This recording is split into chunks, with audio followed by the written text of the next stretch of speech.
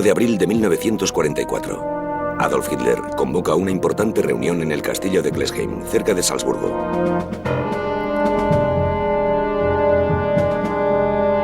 Para las fuerzas del eje, la guerra no iba bien. Los aliados avanzaban a un ritmo constante en todos los frentes. En Italia se libraba una batalla decisiva. Hitler recibía a un Benito Mussolini visiblemente cansado con los honores habituales. La intención del Führer era tranquilizar a su aliado italiano sobre el progreso de la guerra. Hitler había decidido compartir información militar con Mussolini para que tuviera esperanzas en un resurgir de las fuerzas del Tercer Reich. Hitler, orgulloso y optimista, anunció: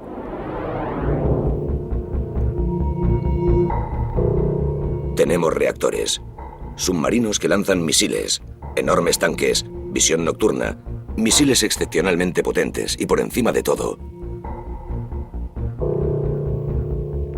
una bomba que asombrará al mundo. Lo estamos acumulando todo en nuestras fábricas subterráneas a un ritmo impresionante. El enemigo lo sabe y nos ataca constantemente, pero responderemos a su destrucción con la fuerza de un huracán. Pronto les daremos una lección.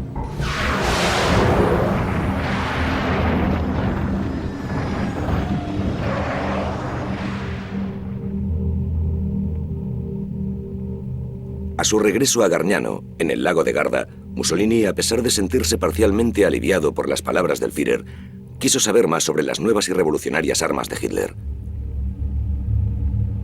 Mandó llamar a un joven periodista a su cuartel general, Luigi Romersa. Te necesito, me dijo. Debes ir a Alemania.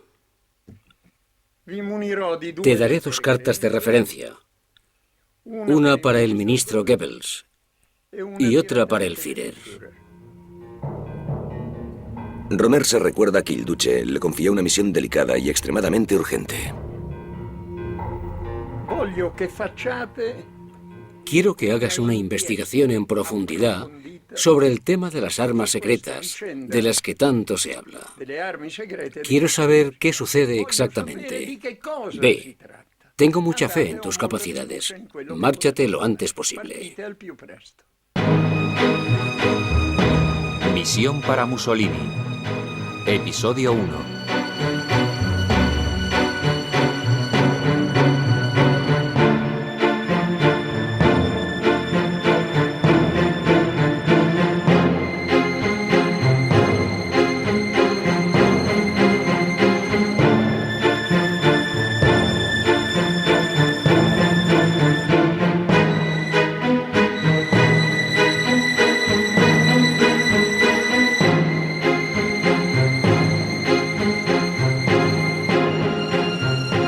En octubre de 1944, Luigi Romersa tenía 27 años.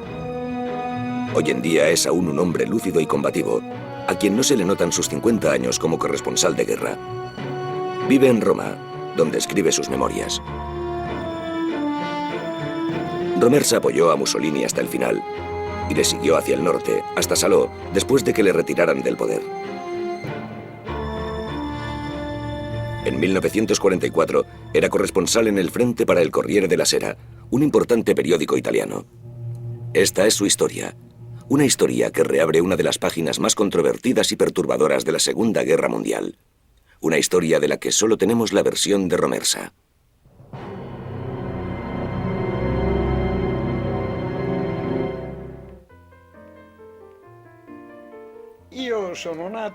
Nací en un pequeño pueblo a orillas del río Po.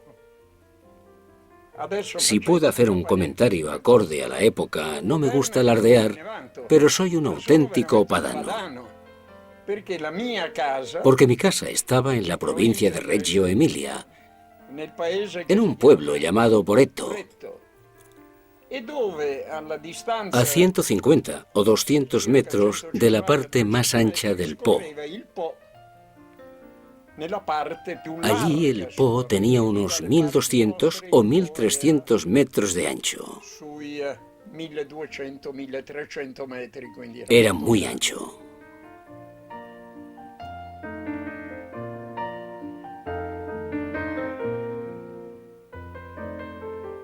Romersa pasó su juventud en Roma y se licenció en la Escuela Militar de Via della Lungara.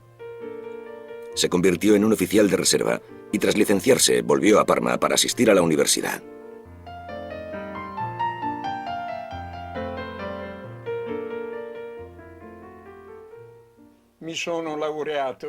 Me licencié en Derecho y me marché porque siempre había querido viajar.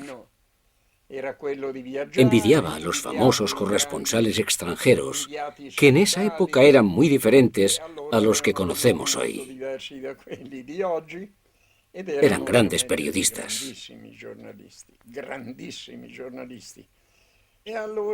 Así que yo soñaba con poder seguir sus pasos. Y lo conseguí. ¿Qué significaba ser periodista en tiempos de guerra y de dictadura? ¿Dónde estaba la línea entre el periodismo y la propaganda?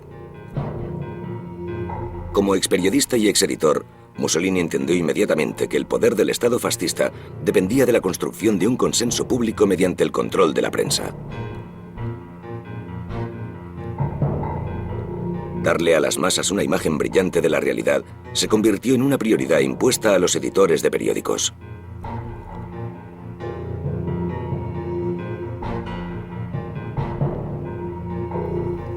Al principio, Mussolini no tenía que controlar los periódicos, ya que los escuadrones fascistas quemaban ediciones enteras y los prefectos las confiscaban, lo que tenía importantes consecuencias económicas para los editores.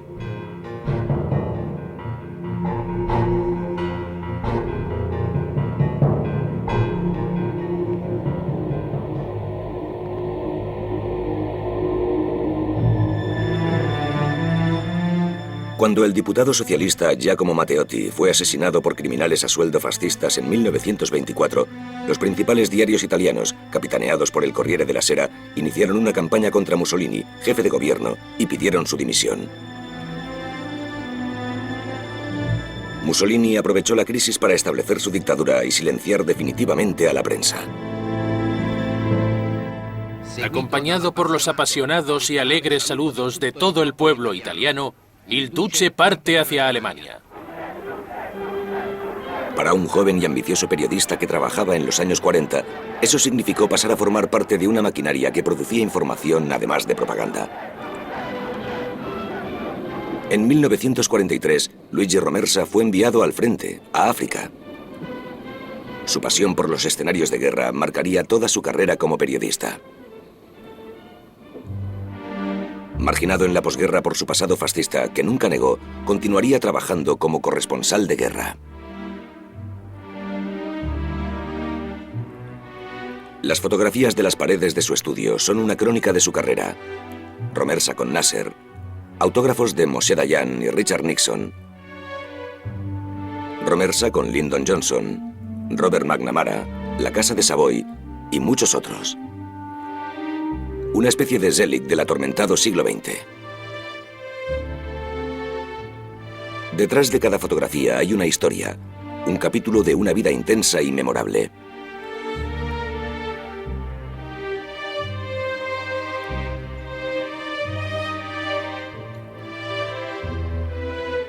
En un rincón, un pequeño retrato del duque y del rey Víctor Emmanuel III. La pose subraya la tensión que existía entre ambos. Cerca de esta foto hay otra de Romersa con el científico alemán Werner von Braun en Estados Unidos en los años 50. La relación entre estas dos fotos es el viaje a Alemania que Romersa afirma haber emprendido en otoño de 1944 en nombre de Mussolini.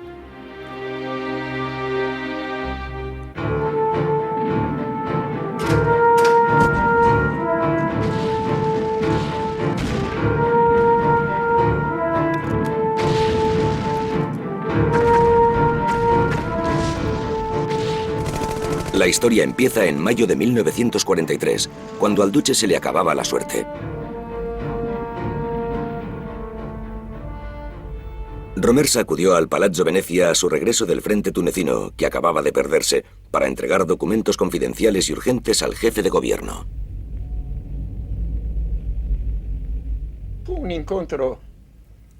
Fue casi un encuentro casual.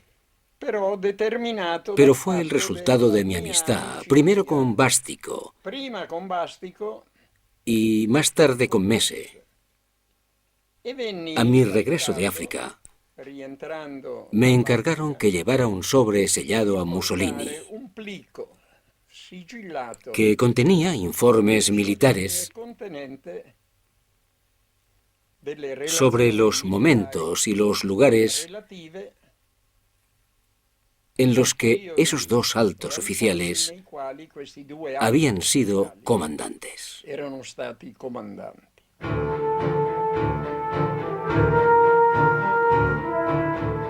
El mariscal Ettore Bastico había estado en África desde 1935. En 1941 tomó el mando de las fuerzas italianas en Libia. En febrero de 1943, el mariscal Giovanni Mese se había hecho con el mando del primer ejército que luchaba en Túnez. 3 meses más tarde, los aliados le capturaron. La guerra en África había terminado.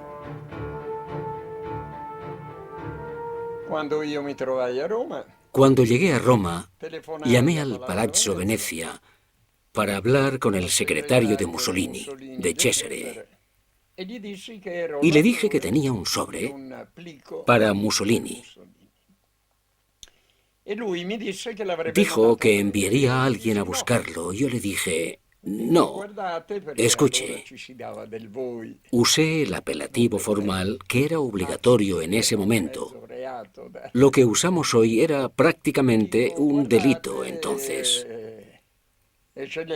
Le dije, escuche, Excelencia, tengo órdenes de entregárselo personalmente al duce. Debo cumplir con mi compromiso. Me enviaron un coche desde el Palazzo Venezia. Acababa de volver de África y llevaba mi uniforme de oficial, unos pantalones de montar bastante gastados, una chaqueta safari y una boina. Me subí al coche y llegué al Palazzo Venezia. Comparado con la gente que vi en el palazzo, iba muy mal vestido. Todos los demás estaban muy elegantes, con chaquetas safari, botas, hermosos pantalones, camisas bien planchadas y cuellos impresionantes.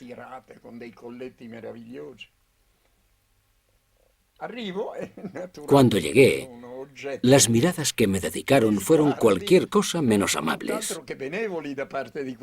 Pero de repente apareció Navarra. Era el ayudante de confianza de Mussolini. Y dijo, Teniente Romersa, el duce le espera. Fueron como palabras mágicas. Dejaron a todo el mundo sin habla. Eran ministros, gente importante, y veían cómo ese don nadie mal vestido entraba antes que nadie. En cuanto crucé el umbral y oí la puerta cerrarse tras de mí, me sentí totalmente intimidado. Porque, bueno, ahora todo ha acabado. Todo ha terminado. Todo está en los anales de la historia. Decimos que Mussolini esto y Mussolini aquello. Pero puedo asegurarle que si hubiese estado delante de él, habría temblado. Era una persona con un carisma fuera de lo común, que te dejaba hechizado.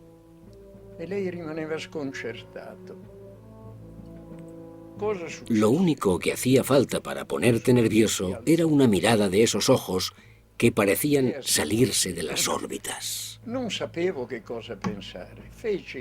Así que Mussolini se levantó y yo no supe qué pensar. Dio la vuelta a la mesa y se me acercó.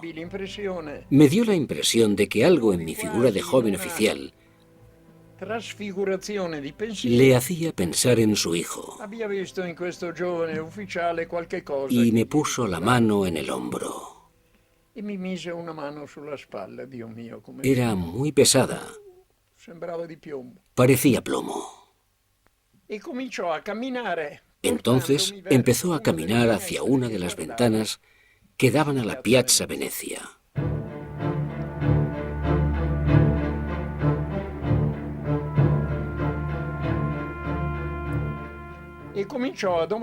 Me preguntó lo que había visto en África.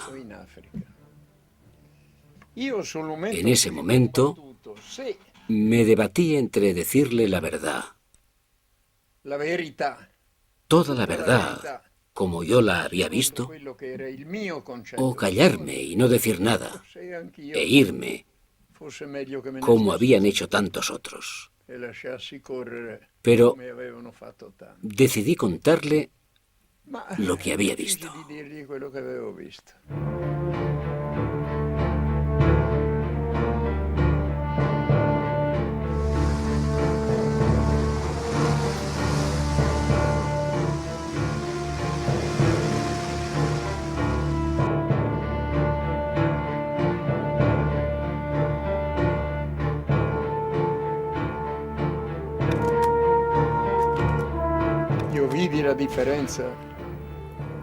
Había visto las diferencias entre lo que ambos bandos habían enviado al campo de batalla. Le conté un extraño episodio que había vivido en Trípoli, cuando la primera división armada había tomado tierra. El 15 o el 21, no lo recuerdo porque fue hace 70 años.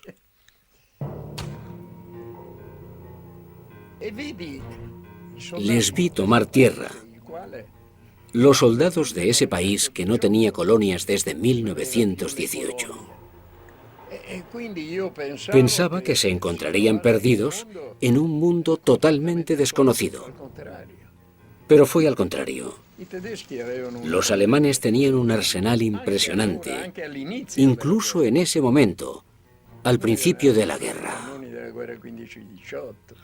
Nosotros todavía usábamos cañones de la Primera Guerra Mundial y cosas de ese estilo.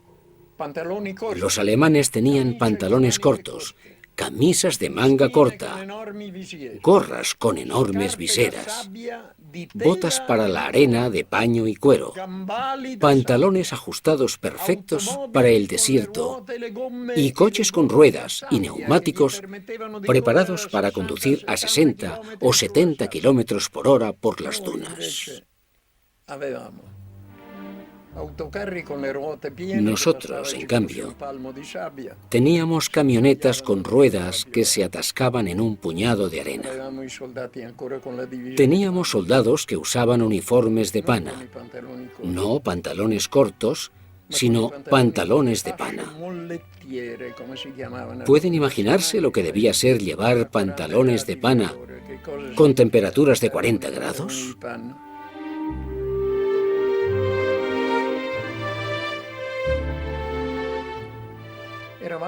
Nosotros éramos los que teníamos la colonia y no sabíamos cómo vivir allí, ni siquiera cómo equipar a los militares destinados allí.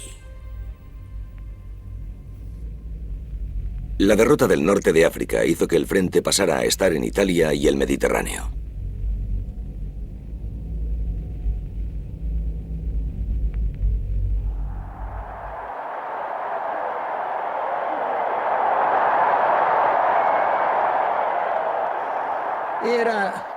El Mussolini que conocí era completamente diferente a la persona que había imaginado y a quien había oído hablar con una voz ensordecedora que resonaba en los balcones. Gente che ignorava la scrittura con la quale tramandare i documenti della propria vita in un tempo in cui Roma aveva Cesare, Virgilio ed Augusto.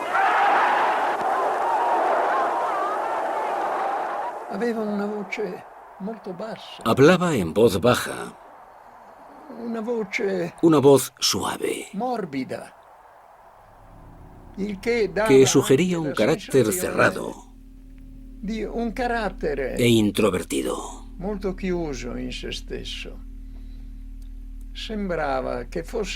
Cuando Mussolini te miraba, parecía que intentase evitar que leyera sus pensamientos.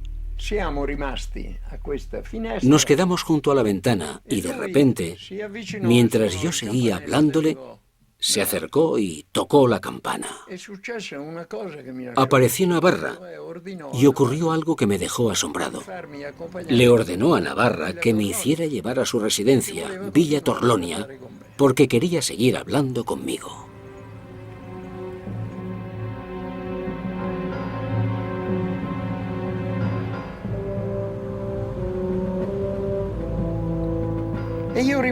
Ese día estuve con Mussolini hasta las 3 de la tarde. También fue el día que conocí a su mujer Rachele, que me hizo volver a mi patria de la provincia de Reggio Emilia, porque hablaba con ese acento, un acento que la pobre tuvo hasta el final.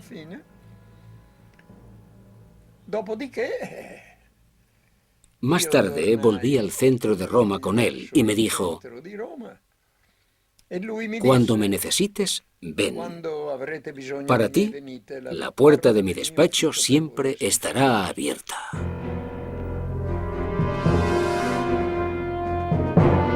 Unas semanas más tarde, en junio de 1943, los angloamericanos ocuparon Pantelleria y Lampedusa. El 10 de julio, los estadounidenses tomaron tierra en Sicilia, entre Gela y Licata, y el 8º Ejército Británico tomó tierra en la costa que se extendía entre Capo Passero y Siracusa. Pero era solo el principio. El 19 de julio, Roma fue bombardeada.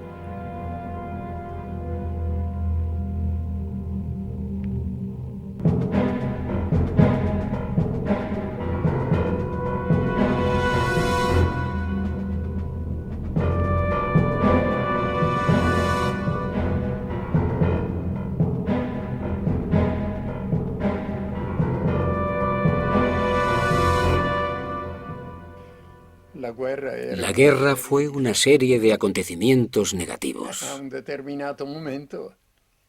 Y hubo un momento en el que quien estaba en lo más alto tuvo que pagar por ello. Y creo que Mussolini se dio cuenta que era imposible seguir así. El 25 de julio de 1943, el Gran Consejo Fascista votó una moción contra Mussolini y exigió que entregase el poder militar al rey. Mussolini fue a la residencia real, Villa Savoia. Mussolini no se lo esperaba. Pero Rachele tenía intuición femenina. Estaba segura de que nunca volvería de Villa Savoia. Él, en cambio, creía que el rey mostraría la misma buena voluntad y simpatía de siempre. Y fue Rachele quien tuvo razón. Tras su reunión con el rey, la policía militar detuvo al duce. Attenzione. Sua Maestà il Re e Imperatore ha accettato le dimissioni dalla carica di capo del governo presentate da Sua Eccellenza il Cavaliere Benito Mussolini. La radio anunció que el rey había nombrado jefe de gobierno al mariscal Pietro Badoglio. En toda Italia hubo manifestaciones espontáneas para celebrar la caída del fascismo.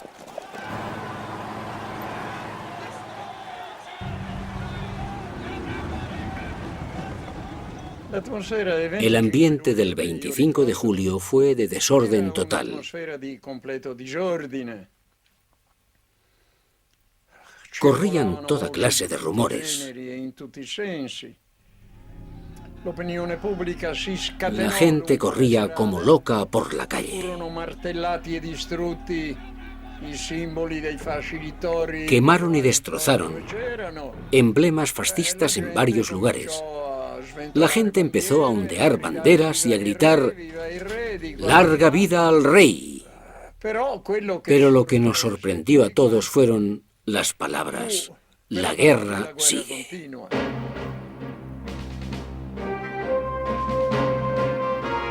Tras 45 días de negociaciones secretas, el 8 de septiembre de 1943, los aliados obligaron a Badoglio a actuar precipitadamente y a anunciar el armisticio por la radio.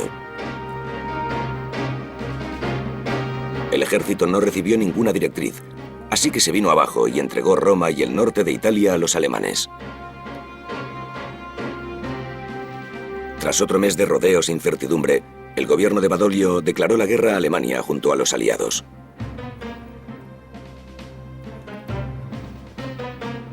El 12 de septiembre, una unidad de paracaidistas alemanes rescató a Mussolini de las montañas del Gran Sasso, donde le habían retenido.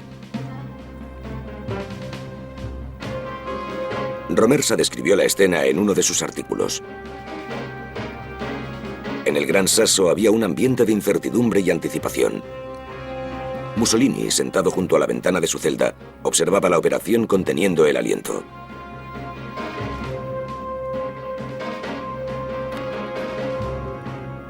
Llevaron al Duce al cuartel general de Hitler en Alemania.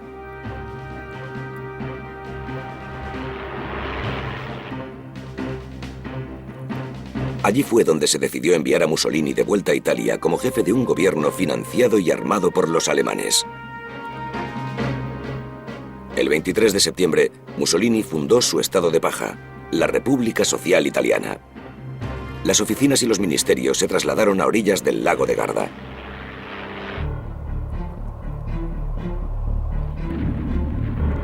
El centro y el norte de Italia estaban en manos alemanas. Los aliados ocupaban el sur. El país estaba dividido en dos. Ese invierno se inició el movimiento de la resistencia.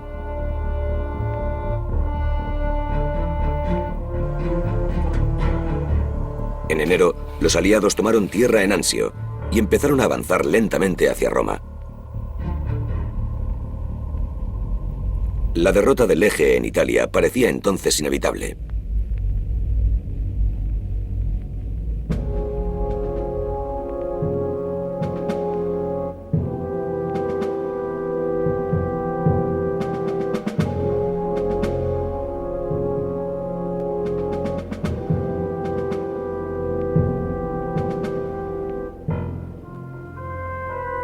Ese era el contexto político y militar del 21 de abril de 1944, cuando Mussolini fue a Klesheim a ver a Hitler.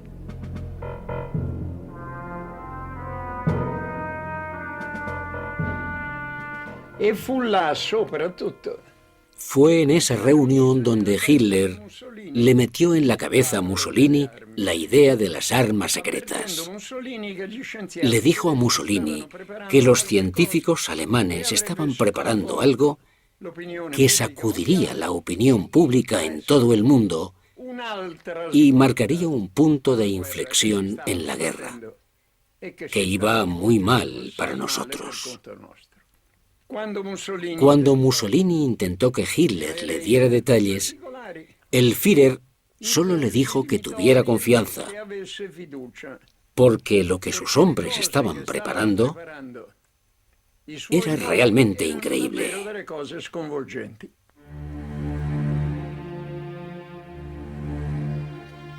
De vuelta en Gargnano, en el lago de Garda, Mussolini se mostró más escéptico, pero se convenció a sí mismo que la retirada alemana hacia el norte debía retrasarse lo máximo posible hasta que las armas secretas estuvieran disponibles, sin importar el precio en vidas humanas de esa decisión.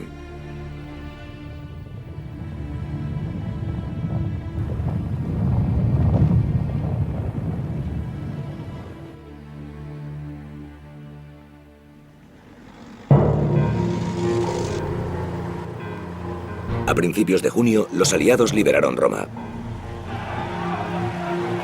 En agosto obligaron a los alemanes a retirarse también de Florencia.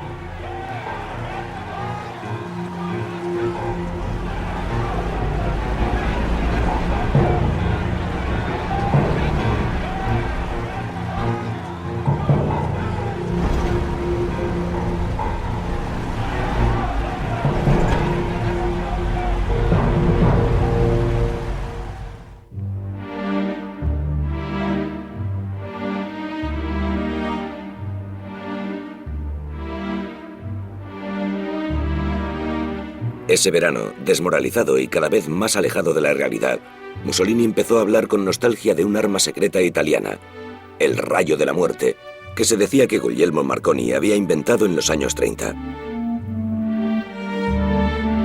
Se afirmaba que entre 1935 y 1937, Marconi había desarrollado un arma capaz de inmovilizar y destruir cualquier vehículo en movimiento a una gran distancia.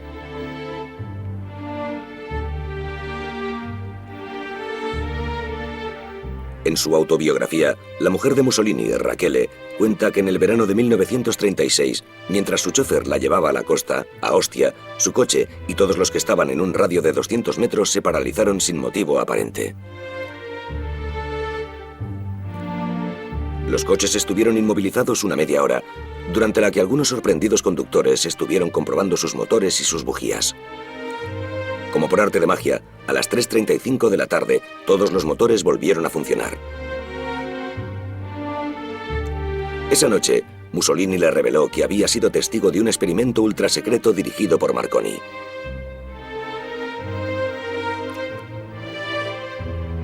También le dijo que el científico italiano casi había terminado su rayo de la muerte, que en caso de guerra daría una enorme ventaja a Italia.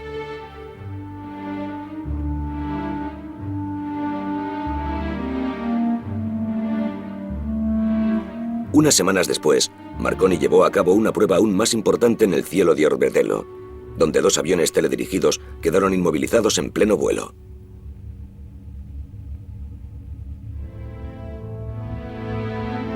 Pero eran otros tiempos, y la guerra estaba muy lejos. Sin embargo, la noticia del extraordinario invento había calado en la imaginación del duce, que aún estaba en la cumbre de su poder. Mientras Marconi negaba oficialmente los rumores, el más importante historiador del fascismo italiano confirmaba que Marconi había dirigido experimentos de esa naturaleza. Mussolini estaba convencido de que Marconi había perfeccionado el rayo de la muerte, pero había decidido no dar a conocer el invento porque estaba en contra de sus aplicaciones militares.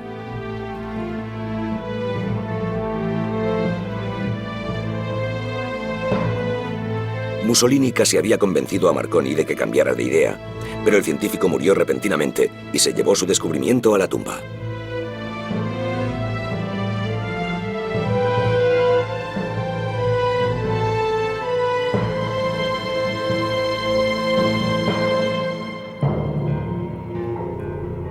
Siete años después, Mussolini estaba ansioso por conocer más detalles sobre las armas secretas capaces de devolver la contraofensiva militar a manos alemanas. El arsenal completo del Tercer Reich estaba a punto de sufrir una revolución con la introducción de instrumentos muy innovadores, muchos de los cuales utilizaban la nueva tecnología de los reactores. La tecnología militar estaba en un punto de inflexión épico. Se habían desarrollado cohetes, armas teledirigidas, cazas que podían volar al doble de la velocidad de los aviones convencionales, submarinos capaces de lanzar misiles y muchas otras innovaciones militares.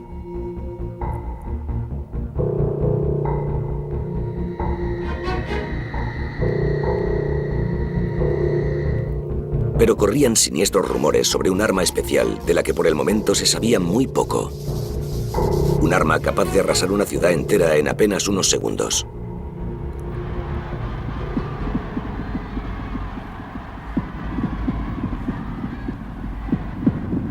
Se rumoreaba que durante uno de sus discursos Hitler había dicho: «Que Dios me perdone por los últimos 5 minutos de la guerra».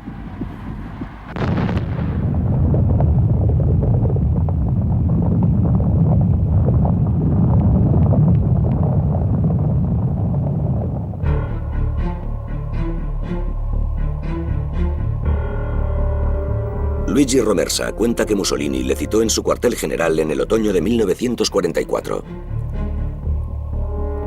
Entre los documentos oficiales del Archivo del Estado de Roma, hay un informe que confirma al menos 4 reuniones entre Romersa y Mussolini desde el 6 de septiembre al 1 de octubre de 1944.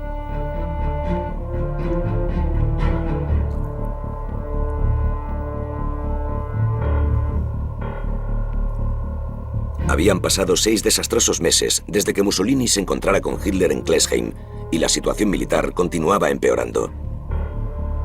Mussolini estaba ansioso por recibir una confirmación de que Hitler tenía un as en la manga. Es a partir de este momento que la historia contada por el corresponsal de guerra Romersa toma un significado histórico. Me había mudado a Salò, en el norte de Italia, y era la primera vez que visitaba el nuevo despacho de Mussolini desde nuestra reunión en el Palazzo Venezia.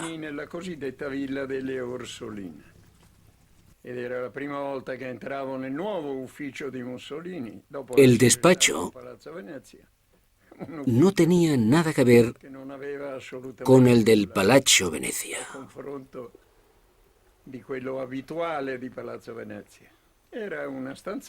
Era una pequeña sala con una gran ventana que daba al lago. Mussolini odiaba los lagos porque los consideraba un cruce entre ríos y mares, un monstruo de la naturaleza.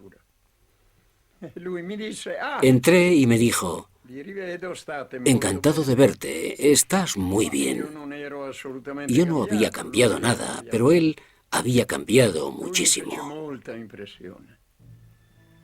Realmente me sorprendió. Estaba delgado, era un saco de huesos, un fantasma. Ya no parecía un hombre. Sentí lágrimas en los ojos. Me había quedado casi sin habla. Se levantó, se me acercó, vio que tenía los ojos un poco húmedos y me dijo: lo entiendo. Volvió a sentarse en su escritorio.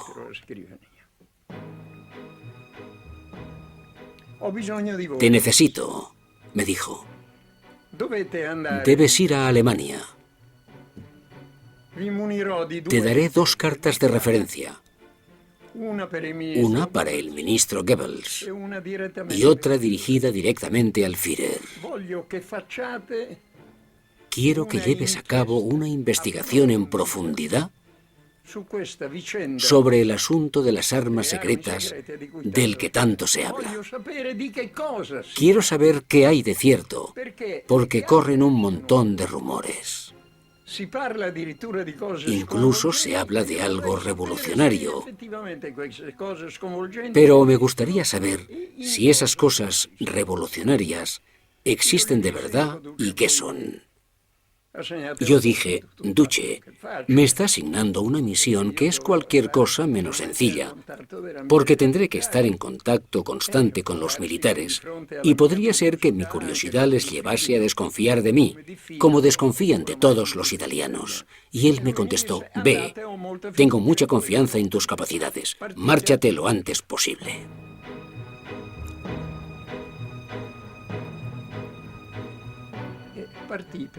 Me marché a Brenner y seguí hasta Berlín, donde tenía donde alojarme, en nuestra embajada, que era uno de los mejores edificios de la ciudad, en el Tiergarten, ese maravilloso jardín, el jardín de Berlín. Llamé al Staffel de propaganda, que era la oficina que ponía en contacto a los corresponsales de guerra extranjeros con el mando de las Fuerzas Armadas alemanas. Me recibió Goebbels. Un tipo extraño, pero de una inteligencia asombrosa. Era un hombre pequeño, casi completamente cojo, pero excepcionalmente inteligente y con una mirada extremadamente aguda. Cogió el teléfono de su escritorio y llamó a Rastenburg. Le dijo a Hitler lo que ocurría, y Hitler le dijo que me metiera en un Heinkel y me enviara a Rastenburg, a su cuartel general.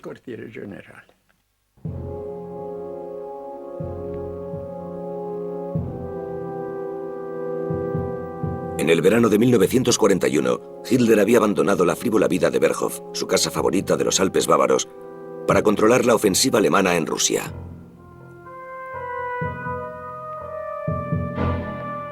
Rastenburg era en cambio un lugar triste, gris e inaccesible. La località Estaba muy escondido en el norte, cerca de los lagos Masuri de Prusia Oriental. Había grandes bosques oscuros con estupendos pinos y muchos estanques. Y era muy tranquilo, silencioso como un convento o una iglesia. Ni siquiera parecía que hubiese una guerra. El cuartel general se organizaba en 3 zonas concéntricas, una dentro de otra.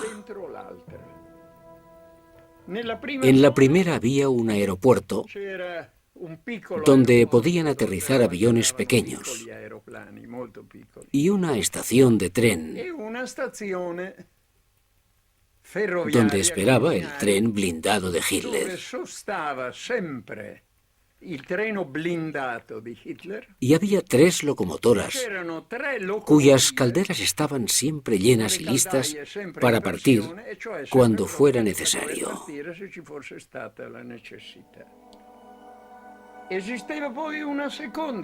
En la segunda zona estaban concentrados prácticamente todos los mandos del OKV.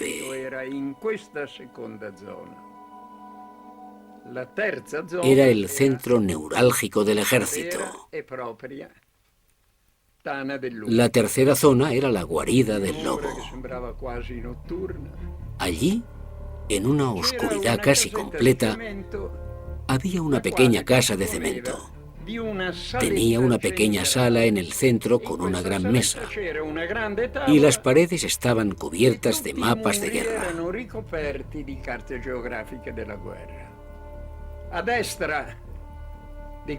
A la derecha de la sala estaban las habitaciones del Führer. Hitler tenía algunos hábitos curiosos. Le encantaba quedarse despierto durante la noche y dormir hasta tarde por la mañana. Normalmente se levantaba sobre las 10 o las 10:30 de la mañana y convocaba las reuniones a mediodía.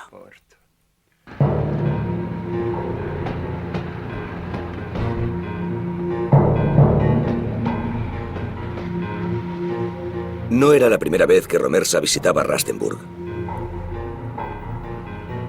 Afirma que 3 meses antes, en julio de 1944, acompañó a Mussolini horas después del intento de asesinato de Hitler, la conspiración von Stauffenberg.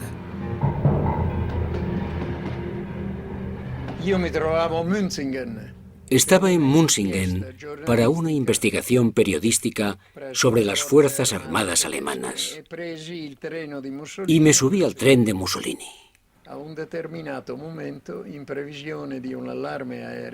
Previendo un ataque aéreo, el tren se detuvo cuando las vías entraban en un bosque y no nos movimos durante un buen rato.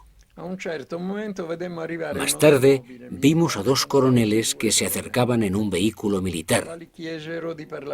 Pidieron hablar con Mussolini y le dijeron que les enviaban desde el cuartel general de Hitler a buscar a Mussolini, que sabían que estaba retenido en el bosque a causa de los bombardeos.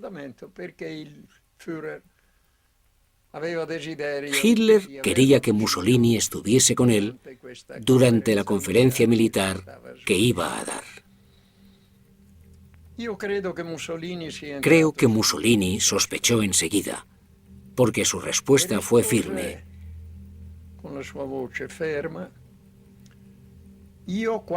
Cuando tengo un plan, lo termino, no lo cambio en la mitad. Y se negó a seguir a los oficiales, que resultaron ser hombres de Stauffenberg, que habían venido a buscar a Mussolini para que estuviese en Rastenburg cuando explotara la bomba.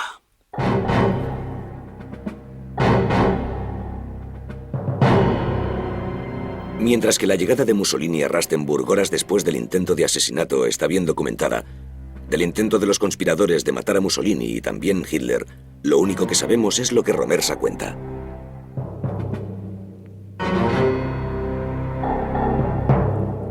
Klaus von Stauffenberg, jefe del personal administrativo de la reserva del ejército alemán, tenía acceso a las reuniones del Führer.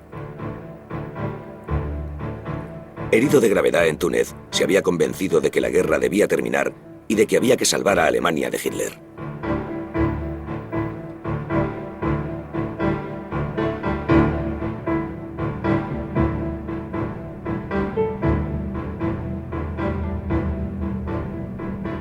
Esa mañana, von Stauffenberg llevó con una bomba escondida en el maletín.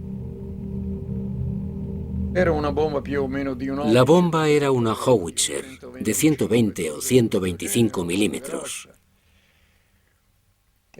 Una bomba grande que hizo volar la mesa. A Hitler le alcanzó en el brazo derecho.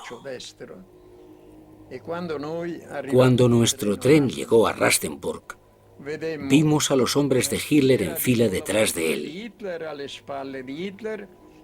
Algunos tenían la cabeza o los brazos vendados. Y Hitler, que llevaba una gran capa sobre los hombros, le dio la mano izquierda a Mussolini porque la derecha, escondida bajo la capa, estaba totalmente, o casi totalmente, paralizada.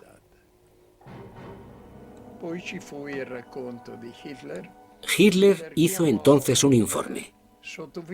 Le pidió a un oficial fuera de servicio que le trajera el uniforme que llevaba puesto cuando la bomba había estallado. Parecía que le hubiesen cortado el uniforme, de los pantalones a la chaqueta, con unas tijeras. Todo el uniforme estaba cortado en tiras. Ese verano, cientos de presuntos conspiradores serían juzgados en el mismo tribunal de Nuremberg, donde apenas un año después se juzgaría a los criminales nazis.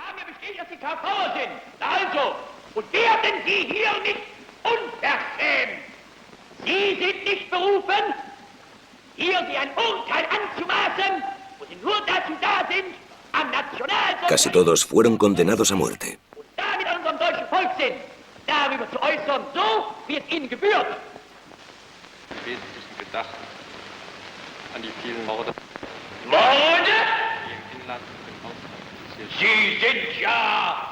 Von Stauffenberg no estuvo presente en los juicios.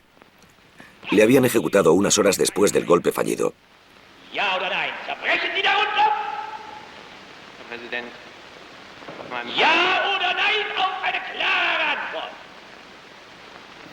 Tres meses después, en su segunda llegada a Rastenburg, Romersa entregó su carta de referencia a un oficial de la secretaría de Hitler, que le dijo que esperase una respuesta.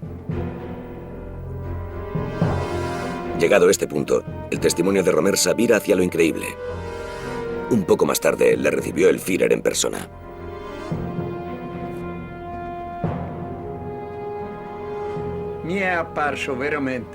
Parecía totalmente decrépito.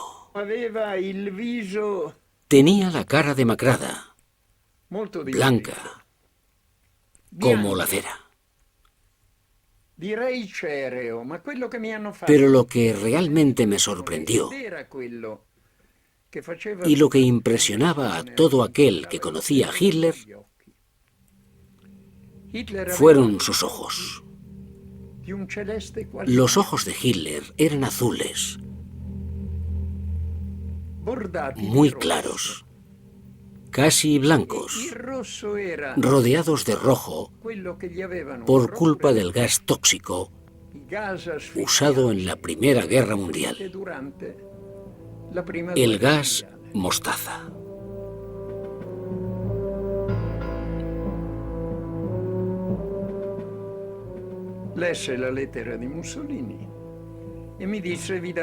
Hitler leyó la carta de Mussolini y me dijo: le dejaré ver algo que animará a mi querido amigo Mussolini. Hitler contaba a Mussolini entre sus amigos más íntimos. A veces Mussolini parecía irritado por tener que oír hablar demasiado, y Hitler tenía la costumbre de hablar y hablar. Mussolini, por otro lado, tenía una capacidad excepcional de ser conciso. Nunca hablaba más de 10 o 15 minutos, nunca. Y Hitler le observaba prácticamente con adoración. Yo creo, aunque me resulta difícil decirlo, que en cuanto a su amistad, Hitler era más sincero que Mussolini. Mussolini nunca fue un buen amigo de Hitler o de los alemanes. Romersa recibió la autorización de Hitler para subir a un avión de la Luftwaffe que se dirigía a la base de Peenemünde, el centro de desarrollo de misiles, donde los mejores científicos, dirigidos por Wernher von Braun, trabajaban sin descanso.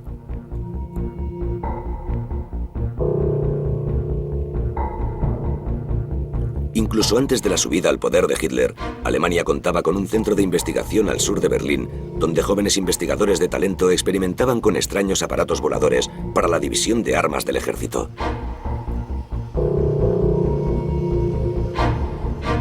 Un hombre alto y rubio destacaba entre todos los demás, Wernher von Braun. A los 20 años, en 1932, von Braun había desarrollado el primer prototipo de cohete, el Agregat 1. En 1936, por razones de seguridad, el centro de investigación se trasladó a Peenemünde, en la isla de Usedom, en el norte de Alemania.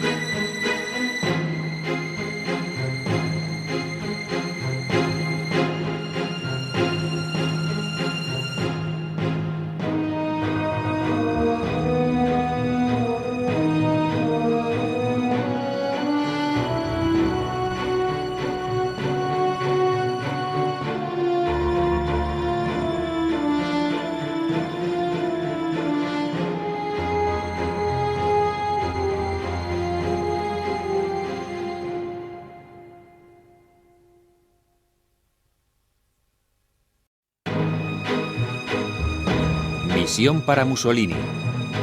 Episodio 2.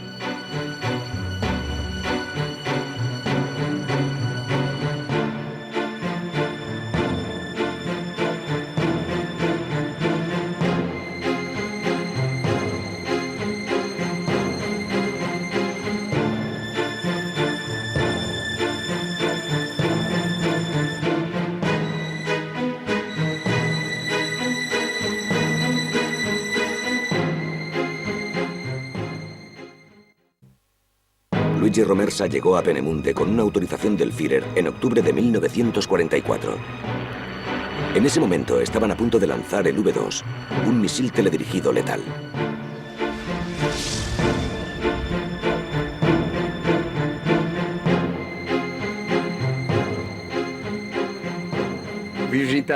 Visité la base de Peenemünde y me quedé allí mucho tiempo. Pude ver cómo se montaba el V2, que era algo increíble. Porque para entonces, la vieja guerra que habíamos leído en nuestros libros de historia ya no tenía sentido.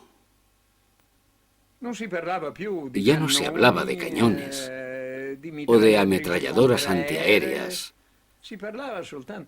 Ya solo se hablaba de misiles, reactores y cohetes. Esas eran las nuevas armas que se construían en las grandes fábricas alemanas. Las habían desarrollado en Peenemünde, donde había un grupo de científicos que trabajaba exclusivamente en eso. Romersa dice que conoció a los científicos y oficiales nazis más importantes en Peenemünde. El comandante de la base militar era el general Walter Hugo Dorbenger. Desde 1932 creía en el futuro de los misiles desarrollados por von Braun. Tras la desconfianza inicial, el emisario del Duce consiguió ganarse la confianza y el respeto de sus interlocutores. Romersa conoció a von Braun, un hombre que le fascinó. Volverían a encontrarse durante los años siguientes.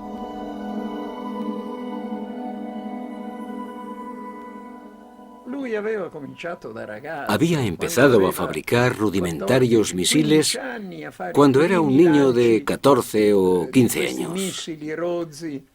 Y los había lanzado en los bosques de las afueras de Berlín.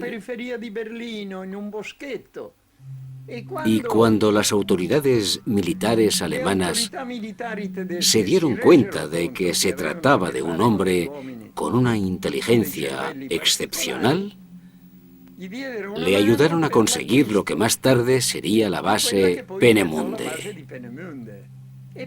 Una elección también influida por la madre de von Braun. Los von Braun eran una familia noble y fue su madre la que sugirió que las zonas del mar Báltico serían particularmente adecuadas para llevar a cabo sus experimentos sin interferencias, lejos de los ojos entrometidos y de la gente que protestaría contra la ocupación de los jardines de los alrededores de Berlín por esos lunáticos obsesionados con el espacio. Eso fue antes de que estallase la guerra.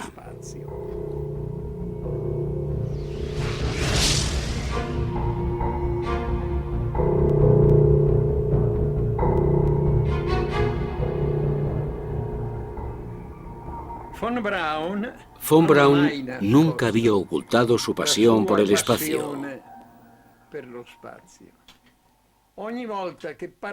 Siempre hablaba de los mundos que debía de haber más allá del nuestro. Y decía que, en su opinión, serían incluso más hermosos. Siempre estaba contemplando el espacio. Von Braun era un soñador, pero como muchos científicos ambiciosos, también era un hombre extremadamente pragmático. A partir de 1939 obtuvo fondos del ejército alemán para su investigación en Peenemünde.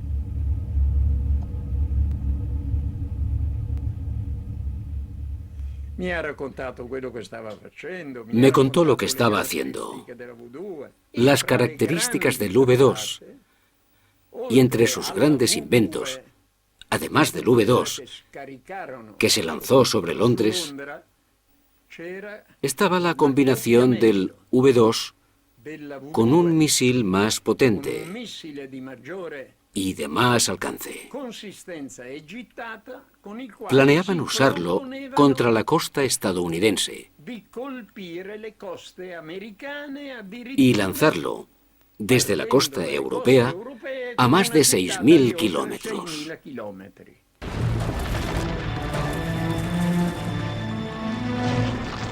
El V2 se desarrolló paralelamente al V1, una bomba voladora capaz de alcanzar los 570 kilómetros por hora con un alcance de 200 kilómetros.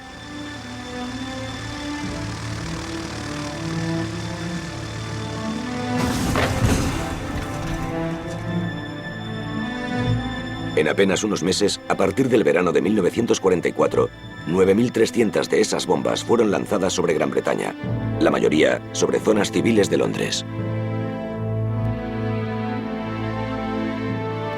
Causaron 6.000 muertos y 19.000 heridos.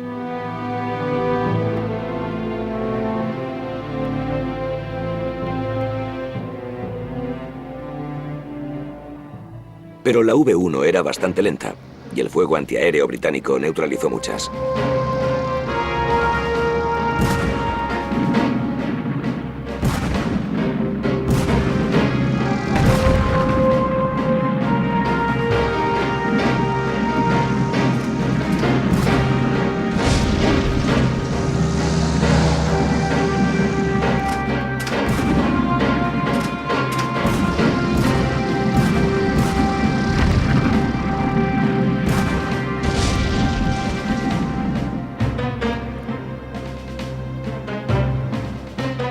V2 era capaz de viajar a una velocidad 10 veces superior.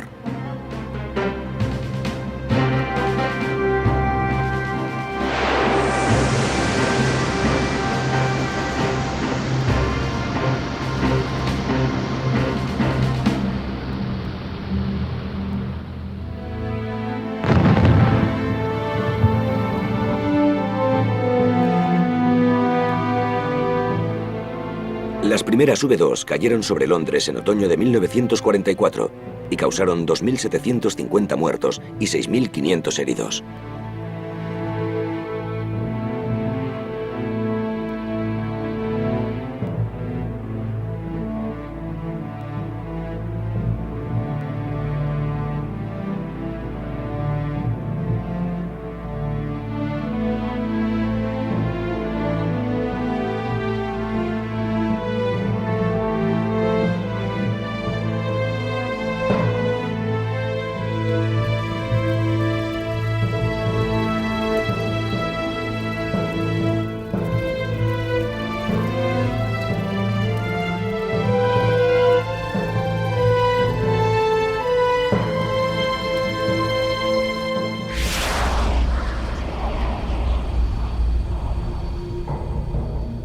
En el momento de la visita de Romersa, en octubre de 1944, los científicos de Peenemünde perfeccionaban el sistema de guía de la V2.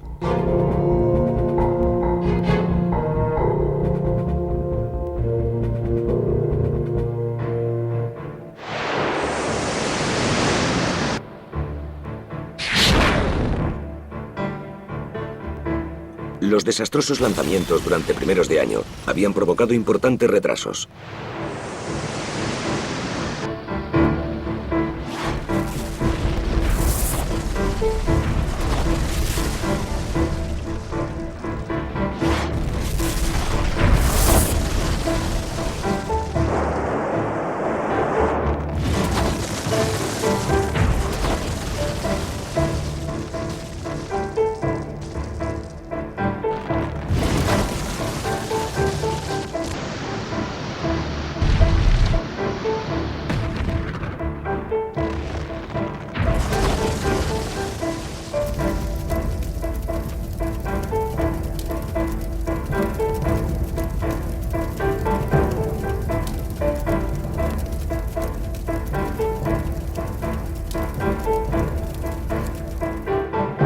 Estos retrasos tuvieron dramáticas consecuencias para von Braun. El 19 de marzo de 1944, la Gestapo le detuvo en mitad de la noche.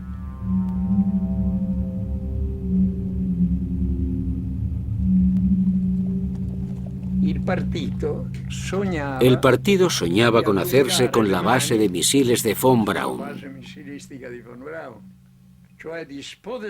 desalojar a los militares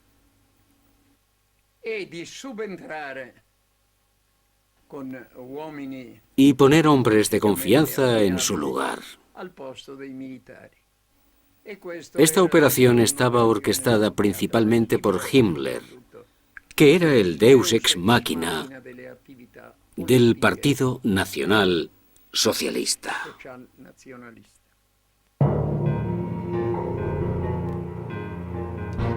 Heinrich Himmler era nazi desde el principio.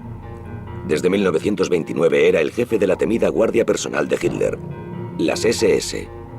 Bajo su mando, las SS se convirtieron en uno de los mayores instrumentos de terror y genocidio del Tercer Reich.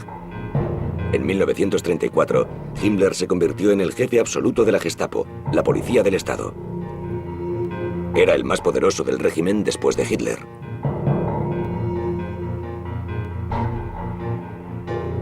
Desde 1943, Himmler planeaba controlar la base de misiles de von Braun. Puso 1.400 prisioneros de los campos de concentración y 60 guardias de las SS a disposición de los científicos. A finales de 1944, la cantidad de prisioneros que trabajaban en la producción del V2 era de 8.000.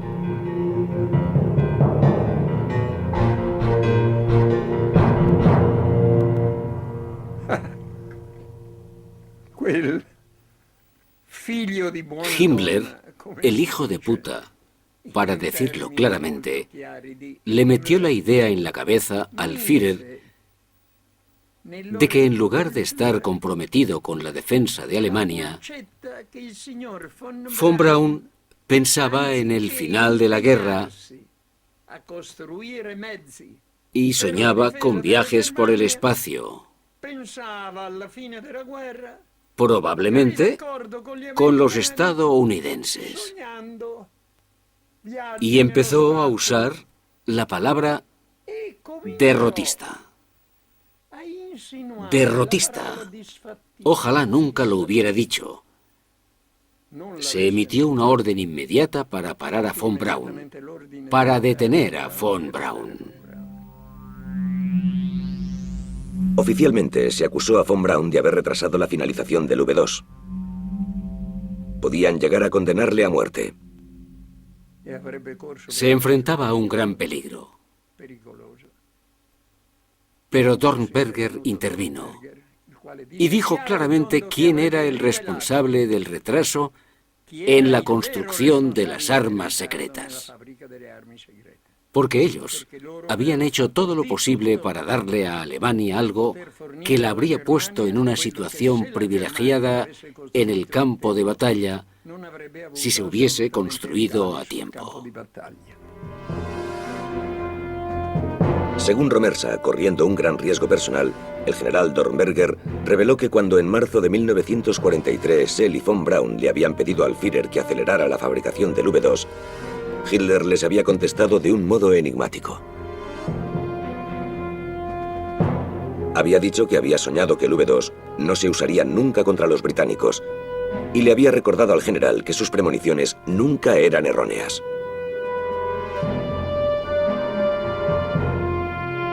El V2 no consiguió los fondos solicitados.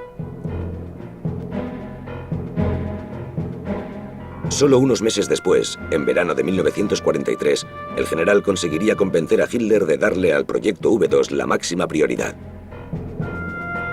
Después de haberse mostrado escéptico, Hitler pidió de repente que se produjeran 2000 cohetes al mes, una cantidad que en ese momento la industria alemana era incapaz de producir.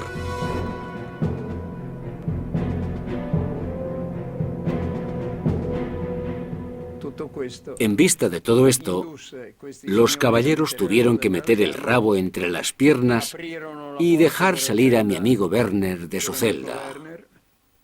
Le liberaron y siguió trabajando en Peenemünde. Von Braun era libre, pero Himmler siguió adelante con su plan. En 1944, la producción del V2 pasó a manos de las SS.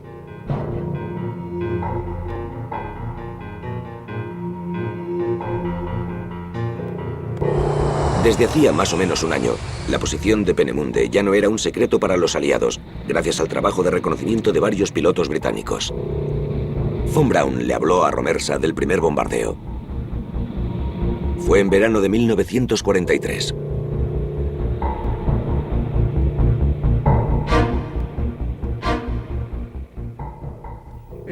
Hubo bombardeos importantes, pero no causaron muchos daños, aunque desplegaron varios centenares de aviones. Sin embargo, se vio con claridad que era una causa de alarma, principalmente para los pilotos estadounidenses. Solo unos pocos de los nuevos aviones que se estaban desarrollando entraron en acción. Fueron los famosos Messerschmitt 262 de doble motor que podían alcanzar velocidades de 930 kilómetros por hora, mientras que los aviones más potentes de las otras naciones que estaban en guerra, incluidos los Estados Unidos, no podían pasar de 500 kilómetros por hora. Y cualquiera que tenga un poco de experiencia como piloto puede decirles lo que significa estar en un avión a 500 kilómetros por hora y ver pasar a otro avión como un meteorito a casi 1000 kilómetros por hora. Messerschmitt 262 fue el mayor logro de la tecnología aeroespacial alemana hasta entonces.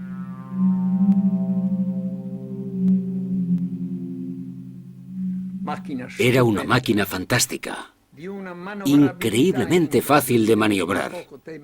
Enseguida abatieron 47 enormes aviones estadounidenses de 4 motores. Habrían derribado más si los estadounidenses no hubiesen decidido retirarse con rapidez. El primer vuelo del prototipo, que tenía 10 metros de largo y forma de tiburón, tuvo lugar en 1941. En 1942 lo equiparon con reactores y 2 cohetes para permitir un despegue casi vertical.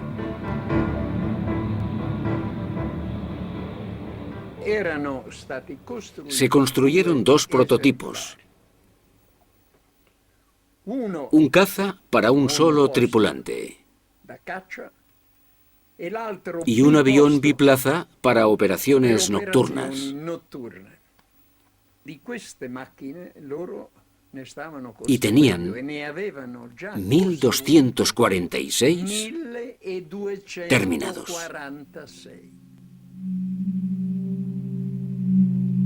Pero este caza, diseñado como arma defensiva, no tendría ningún efecto sobre el resultado de la guerra. En contra de las opiniones de los expertos, Hitler insistió en convertir los Messerschmitt 262 en bombarderos. Sobrecargado con 2 bombas de 250 kilos, la velocidad del avión se reducía a la mitad. Romersa se fue de Peenemünde, pero siguió con su misión. Visitó muchas fábricas y almacenes de construcción, no solo en Alemania, sino también en Austria y Checoslovaquia.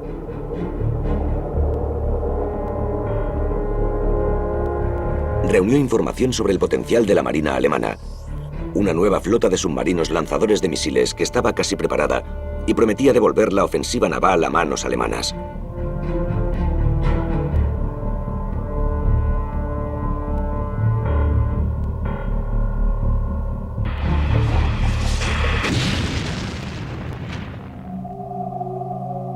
Pero de todas las armas secretas que se desarrollaban como parte del arsenal de guerra nazi, la bomba de fisión, que era el nombre que se le daba a la bomba atómica en esa época, era la más significativa.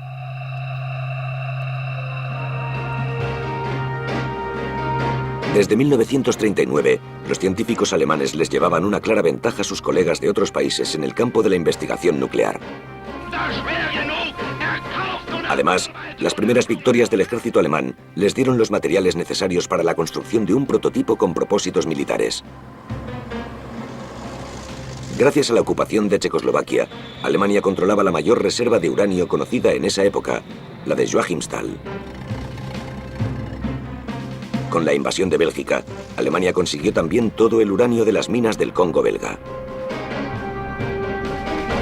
Con la ocupación de Francia, tuvo acceso a uno de los pocos ciclotrones que se estaban desarrollando en ese momento. Con la ocupación de Noruega, Alemania controlaba la única fábrica del mundo que producía agua pesada, un elemento fundamental para el desarrollo de armas atómicas.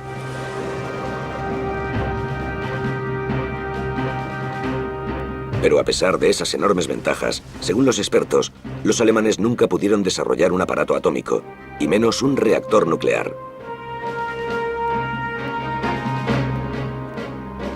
Durante 60 años, esta paradoja ha fascinado a los historiadores. El testimonio de Romersa es un elemento importante dentro de las nuevas pruebas que reabren el debate. Durante su misión en Alemania, Romersa fue invitado a presenciar una detonación experimental en una pequeña isla del mar Báltico.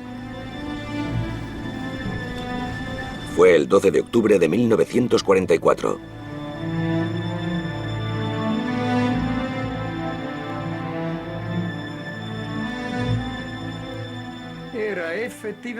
En realidad, era un logro técnico al que yo no le encontraba ninguna explicación, porque no tenía ningún conocimiento técnico, ni había oído nunca los términos que hoy se usan tan frecuentemente. Atómico, no atómico, ese tipo de cosas.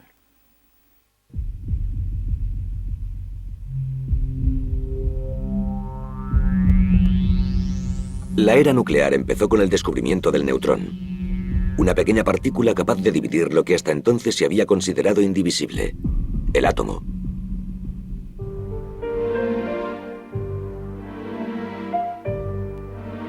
La primera investigación atómica la condujeron en sinergia científicos de Dinamarca, Francia, Italia, Alemania y Estados Unidos. Esta es una reunión típica de esa época en Roma.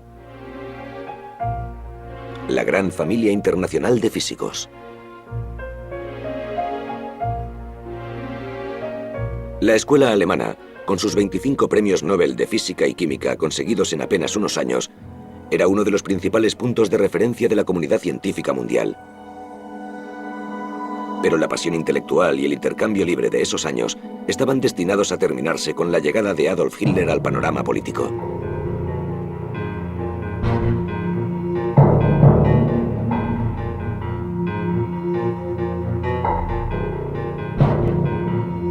En 1933, poco después de subir al poder, Hitler emitió un decreto que prohibía a los no arios tener empleos públicos.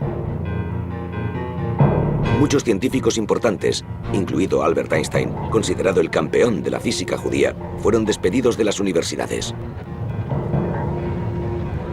La mayoría se fueron de Alemania y se exiliaron.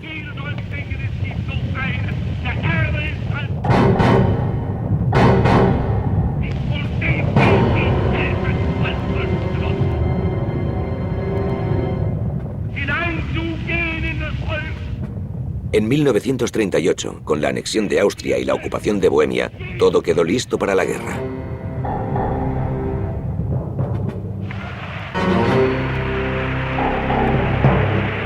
La creciente tensión dividió a la familia de los físicos.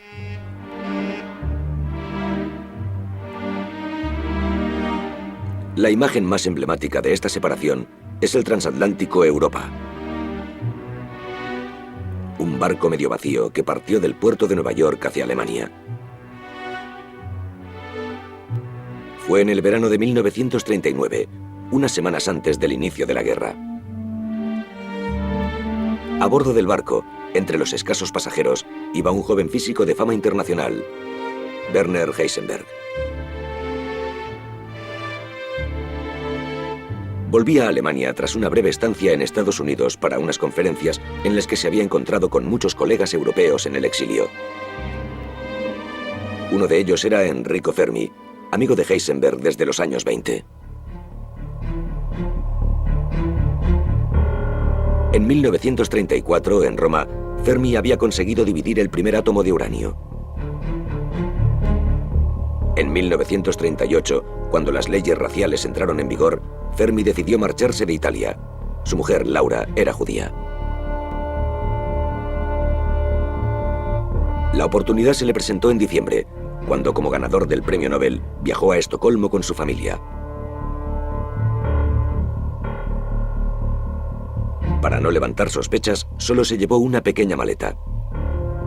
Con el dinero del premio pudo pagar el viaje a Estados Unidos y comprarse una casa en Nueva Jersey.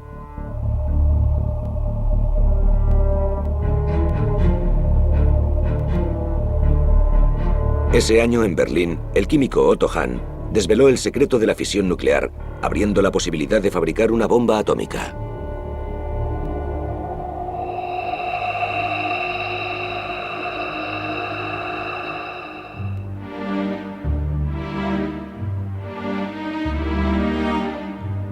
Durante el verano de 1939, Enrico Fermi intentó convencer a Heisenberg de no subir a ese barco, de no entregar su cerebro al servicio de Hitler. Pero Heisenberg volvió a Alemania. No podía abandonar su patria. Desde ese momento, para Fermi y para otros científicos en el exilio, Heisenberg se convirtió en un personaje sospechoso, una fuente de angustia, el enemigo.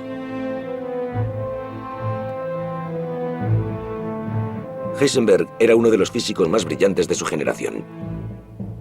A los 26 años, había formulado el principio de indeterminación, una de las piedras angulares de la mecánica cuántica. En 1932 le concedieron el Premio Nobel de Física. Unas semanas después de su regreso a Alemania, ya era el teórico clave del programa atómico. Desde 1942, Heisenberg se convirtió en el objetivo del espionaje angloamericano. Incluso pensaron en matarle.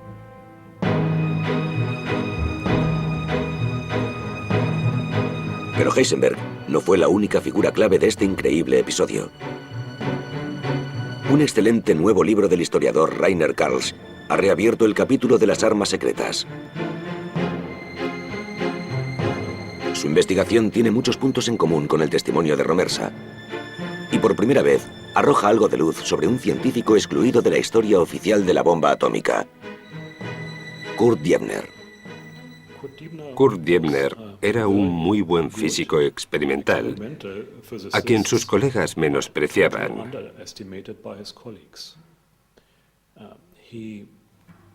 Empezó a trabajar para los militares en los años 30 y no tuvo ningún contacto real con la comunidad científica.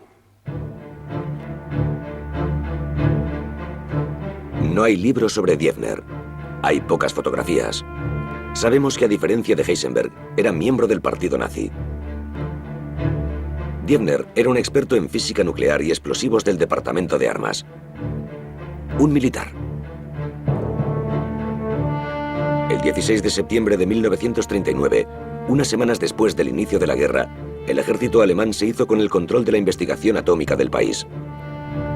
Kurt Diebner era el responsable de examinar todas las posibles aplicaciones militares de la energía nuclear. Convocó 2 reuniones secretas en Berlín con un pequeño y limitado grupo de científicos. Diebner no quería involucrar a Heisenberg. Temía su autoridad intelectual. Además, en una delicada etapa en su carrera, cuando intentaba conseguir un ascenso importante, Heisenberg había criticado el trabajo de Diebner. Diebner tenía problemas mentales. No podía hablar con fluidez. Era un hombre pequeño, con muchos complejos, y sentía un gran respeto por Heisenberg. Por eso le daba miedo darle órdenes a Heisenberg.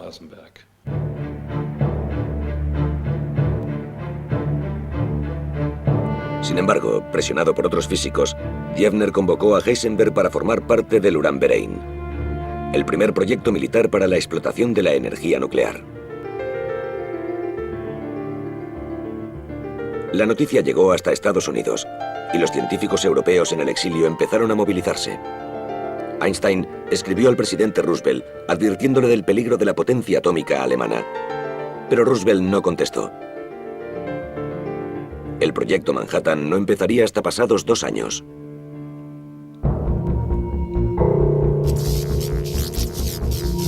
En Alemania, el primer objetivo de los científicos era desarrollar un reactor capaz de producir uranio enriquecido, el ingrediente necesario para la siguiente fase, la construcción de la bomba. Se formaron 2 grupos de investigación, uno dirigido por Heisenberg y el otro por Diebner. Siguieron trabajando con entusiasmo hasta finales de 1941. A principios de 1942, algo cambió. Heisenberg decidió concentrarse en la construcción de un reactor, afirmando que no era posible desarrollar una bomba atómica en tan poco tiempo. Tenía miedo.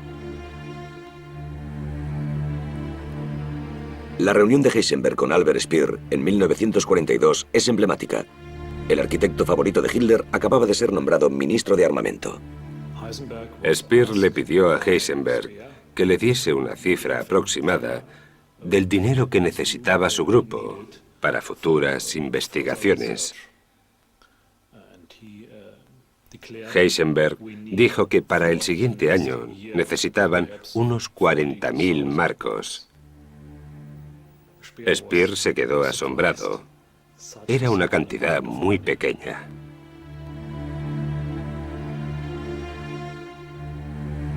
A partir de ese momento, el grupo dirigido por Kurt Diebner se convirtió en el principal beneficiario de la financiación militar para el desarrollo atómico alemán. Poco después, las SS de Heinrich Himmler también se interesaron por la investigación de Diebner y le proporcionaron apoyo. Las SS se gastaron un montón de dinero en el proyecto, Las SS sabían que Heisenberg no estaba realmente dispuesto a fabricar la bomba. No confiaban en él. Y por eso promovieron otros grupos.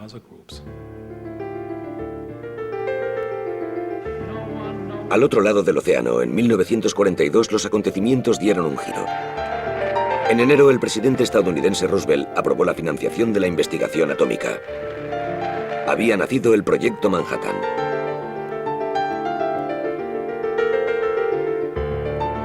A finales de año, en la Universidad de Chicago, Fermi produjo la primera reacción en cadena usando uranio, con un coste de $1 millón.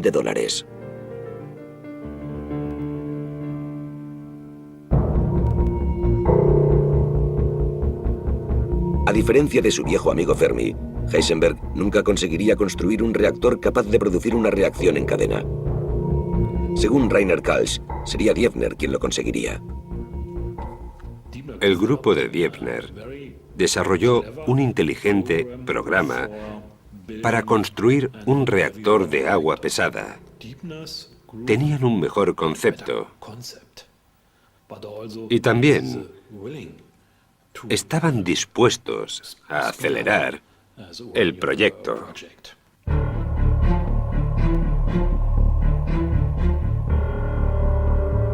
En Gottow, cerca de Berlín, Kalsch encontró rastros de lo que él llama el primer reactor nuclear alemán para el enriquecimiento de uranio.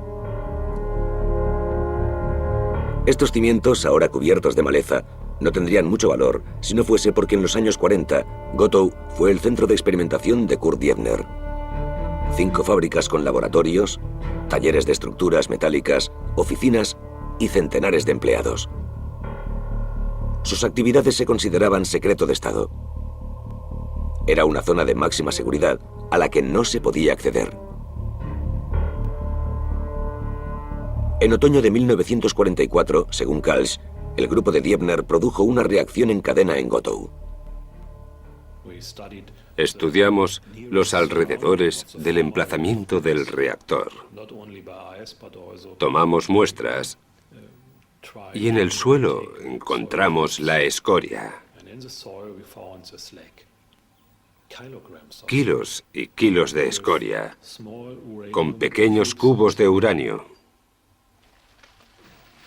Le pedí a unos físicos que analizaran la escoria en sus laboratorios.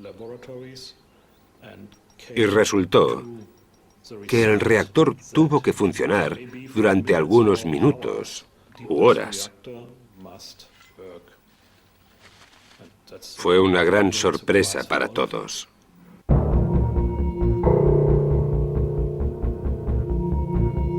Pero el punto débil del proyecto atómico alemán seguía siendo la falta de uranio enriquecido. Nadie en Alemania había descubierto cómo separar una cantidad suficiente del precioso U-235. Un brillante y joven investigador, Gustav Hertz, había experimentado con un método muy prometedor, la separación por difusión gaseosa. Pero Hertz se había visto obligado a marcharse de Alemania por su herencia judía.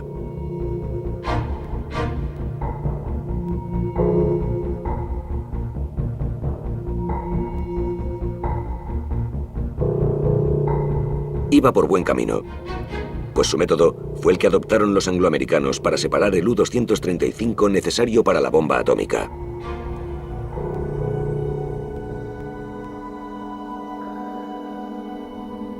Desde el verano de 1944, en Los Álamos, Nuevo México, los científicos estadounidenses tenían grandes cantidades de materiales fisionables para sus experimentos.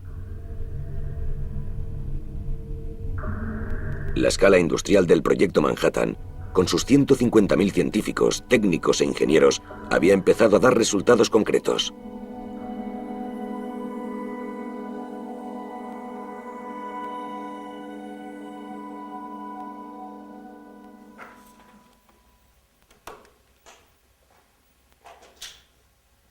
Según algunos documentos descubiertos por Rainer Kalsch en los archivos rusos, Kurt Diebner consiguió construir y probar un arma nuclear.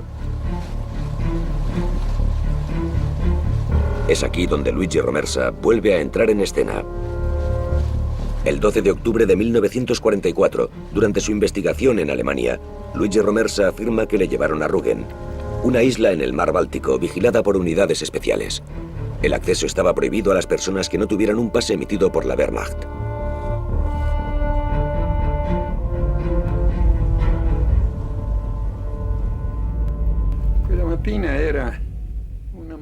Fue una mañana bastante fresca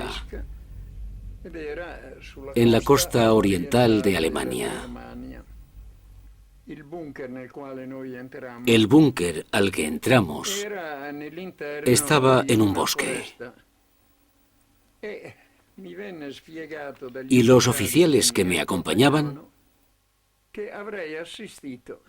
dijeron que iba a ser testigo de la detonación experimental de un explosivo que no se había probado nunca en ningún lugar del mundo.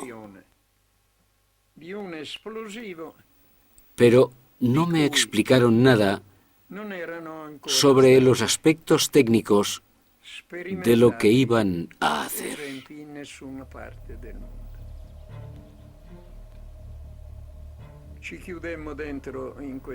Nos encerramos en una sala que tenía unas pequeñas ventanas protegidas por alguna sustancia que no sabía qué era. Nos permitían ver parcialmente el terreno que se extendía ante nosotros.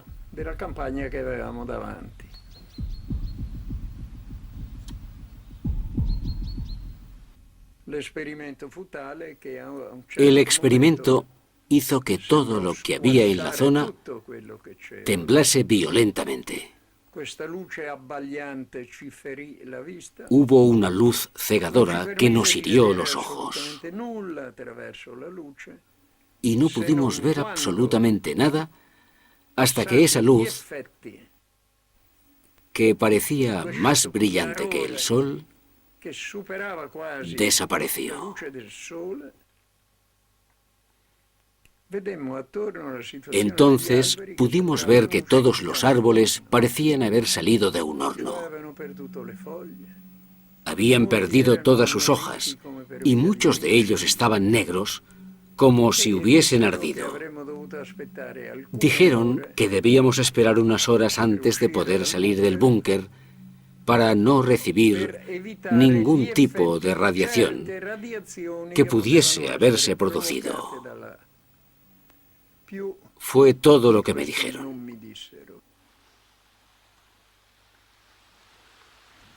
Quizás fuese la primera prueba de algún aparato nuclear. Necesitamos más testimonios para demostrar esa tesis. El problema del relato de Romersa es que no puede localizar la zona de la prueba. Así que es muy difícil encontrar el lugar exacto.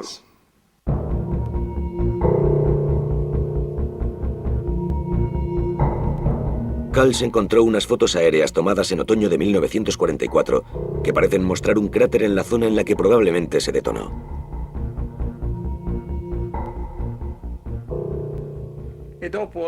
Tras unas horas, llegaron soldados que llevaban extraños trajes de protección, que debían de estar hechos de algún tipo de tela y amianto. Pensé que era para protegerse de la radiación.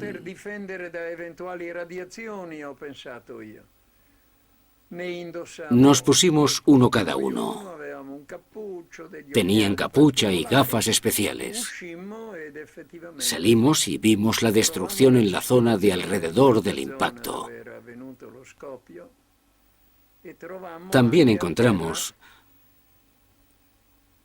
los cadáveres de algunas ovejas que habían ardido por los efectos de la explosión. Encontramos un poco de radiactividad. Cesio 137, más de 5 veces el nivel normal.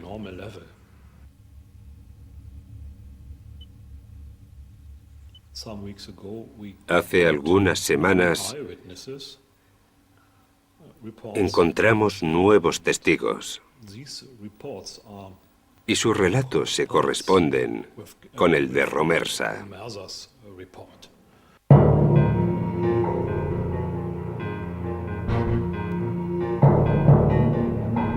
Unos meses más tarde, según Kalsch, en la base militar de Ohrdruf, en Turingia, en el nordeste de Alemania, Kurt Diebner y un grupo de oficiales militares fueron testigos de la última prueba de la guerra. Fue el 3 de marzo de 1945.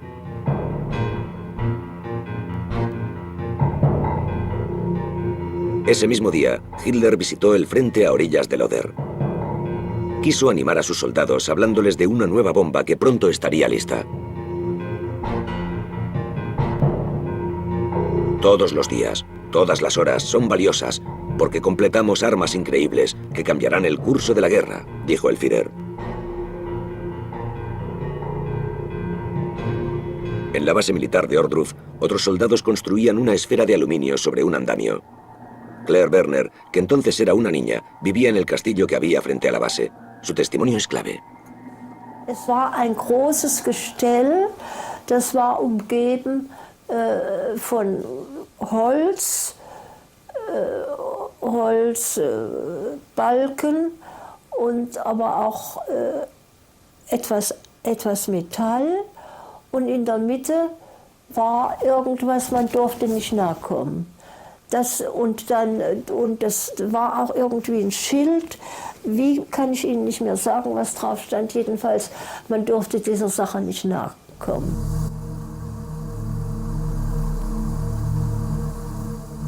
A las 9 de la noche, científicos y oficiales militares se reunieron en Ohrdruf para ser testigos de la prueba. Según la reconstrucción de Kalsch, Diebner estuvo presente junto a uno de los hombres más poderosos del Tercer Reich, el general de la Waffen-SS, Hans Kammler. La detonación tuvo lugar a las 9:30.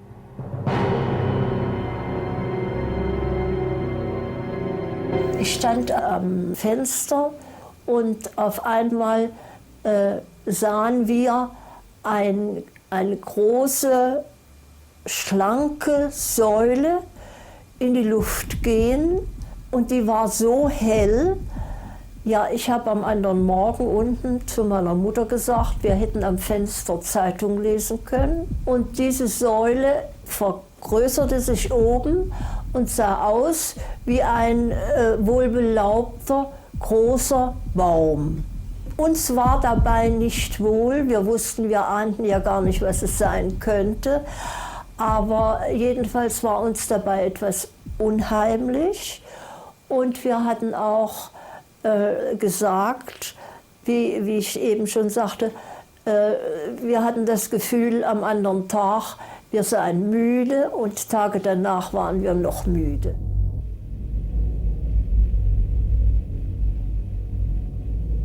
Los habitantes de los pueblos cercanos al lugar de la explosión sufrieron las consecuencias: mareos, náuseas, hemorragias nasales. La investigación de Kalsch también revela otro punto aún más dramático. Según otros testigos, la explosión mató a cientos de prisioneros de guerra, la mayoría de ellos soldados del Ejército Rojo. Creo que no fue por accidente, sino una decisión del general Kammler de las SS usar a esa gente como conejillos de indias. 2 días después de la explosión, se organizaron grupos de trabajo para quemar los cuerpos. Las víctimas habían perdido el pelo y los cadáveres estaban llenos de quemaduras y ampollas. Esta es la declaración de uno de los trabajadores, Heinz Weismuth, cuando una comisión de investigación se lo preguntó casi 20 años después. Si hay un día que nunca podré olvidar, ese es el 5 de mayo de 1945. Era una orden firmada por Kammler. Cerca del bosque, encontramos muchos cuerpos apilados, unos encima de los otros. Eran cadáveres de prisioneros. Describió la quema de los cadáveres y estimó que en aquel montón de cuerpos apilados habría unas 500 víctimas. No está claro que el aparato funcionara como Diebner y su equipo querían. Era una bomba híbrida. Eso significa que los científicos habían usado tanto fisión como fusión. Todas las armas nucleares modernas se basan en este principio, pero en 1945 era una idea revolucionaria. No se podía comparar con bombas atómicas de verdad, como las bombas de Hiroshima o Nagasaki. Se trataba de unos pocos gramos de elementos ligeros en el centro de la bomba, rodeados de un segundo estrato compuesto por casi 100 gramos de uranio enriquecido y un tercer estrato de varios kilos de explosivos convencionales. Ese era el concepto.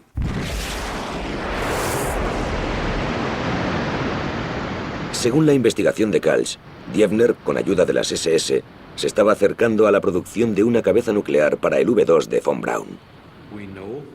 Sabemos que von Braun tenía un pequeño laboratorio en Peenemünde, donde se estudiaban los problemas de la propulsión de los cohetes nucleares. También sabemos que le informaban sobre los progresos del grupo de Diebner y que tuvieron algún contacto al terminar la guerra. Pero no podemos afirmar que von Braun estuviese totalmente informado. Sabemos que las SS intentaron entrar en el programa de cohetes y consiguieron hacerse con él a mediados de 1944. El segundo paso era combinar ambos proyectos. Pero el tiempo se acababa y ninguno de los dos estaba terminado.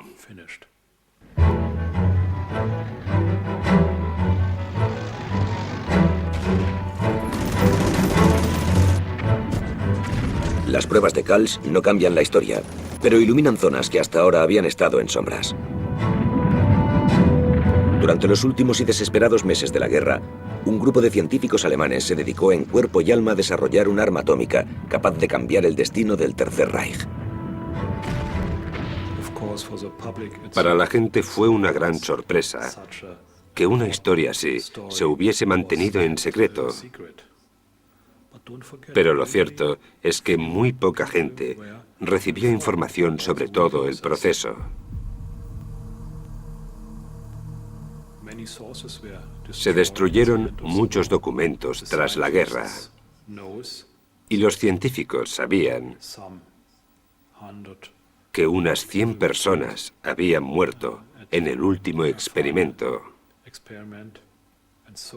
Así que decidieron guardar silencio.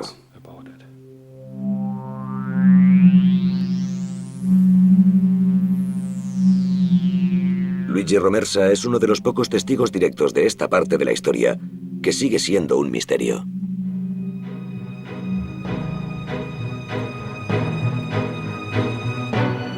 A finales de octubre de 1944, Romersa regresó a Italia y se apresuró a terminar su informe.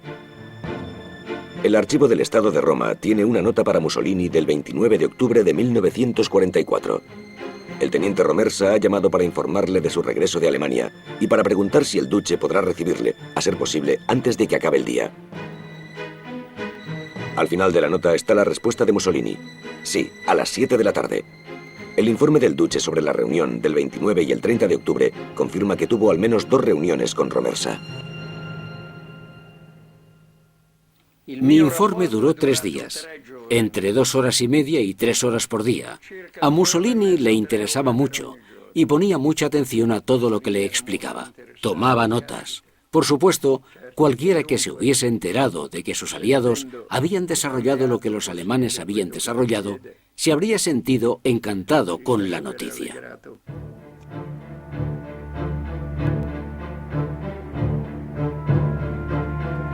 En solo unas semanas, el paisaje militar italiano había cambiado.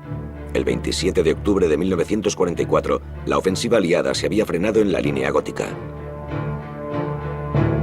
Al norte, los alemanes habían recuperado casi todas las zonas liberadas por los partisanos. Para el eje, el invierno de 1944 y 1945 trajo esperanza.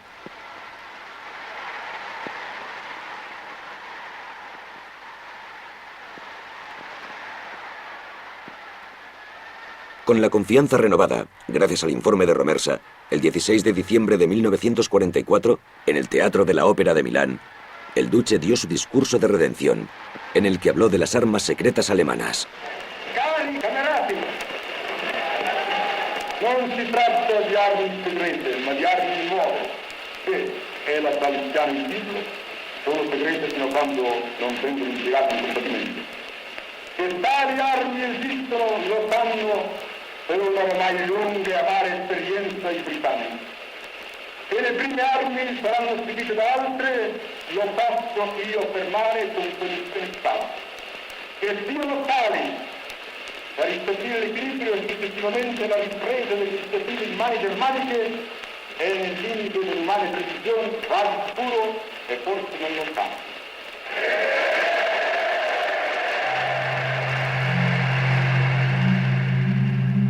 Pero las esperanzas del duce y sus partidarios pronto desaparecerían.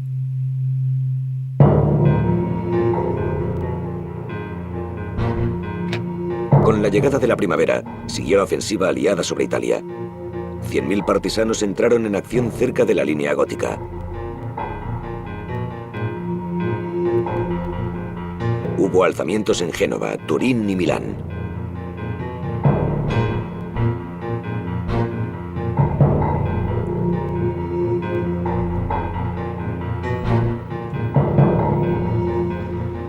En Alemania, Hitler estaba rodeado por el Ejército Rojo y las fuerzas angloamericanas.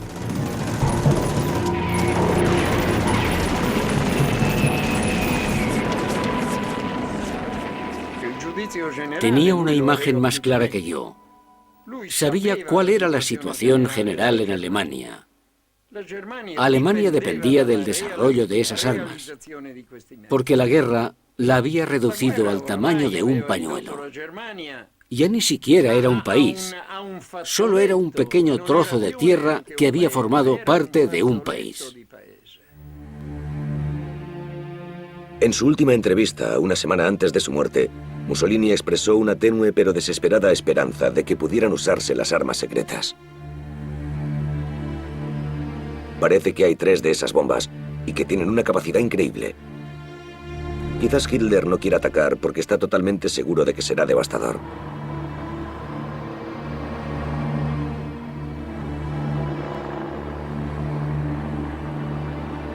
El 23 de abril, los angloamericanos cruzaron el río Po.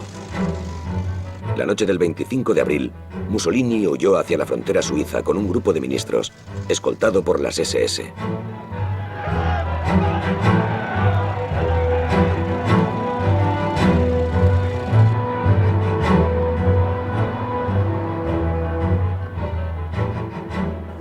Nunca volví a ver a Mussolini.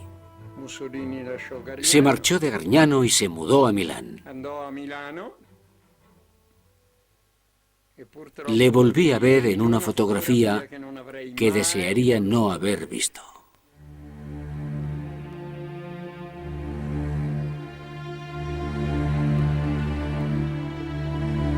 Con la muerte de Mussolini, la guerra terminó en Italia.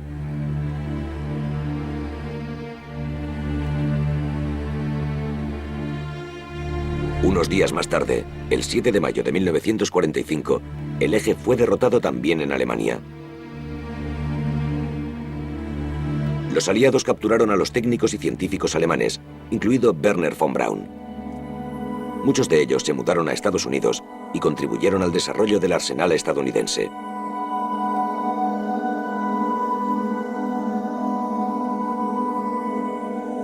Entre los detenidos estaban Werner Heisenberg y Kurt Diebner. Tras 8 meses de internamiento, volvieron para vivir en Alemania.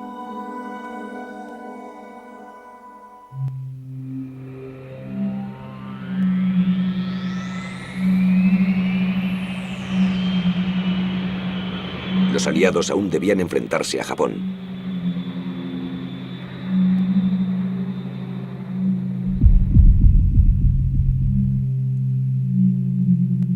El 6 de agosto de 1945, un avión estadounidense lanzó la primera bomba atómica sobre Hiroshima.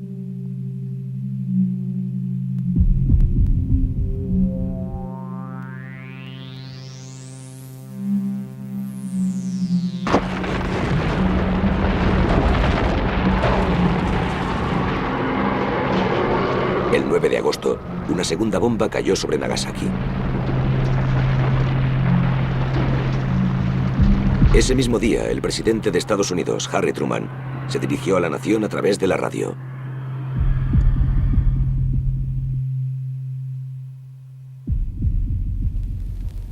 Me doy cuenta del trágico significado de la bomba atómica. Este gobierno no se tomó a la ligera ni su producción ni su uso, pero sabíamos que nuestros enemigos la estaban buscando. Ahora sabemos lo cerca que estuvieron de encontrarla. Ganamos la carrera del descubrimiento a los alemanes. Encontramos la bomba y la hemos usado.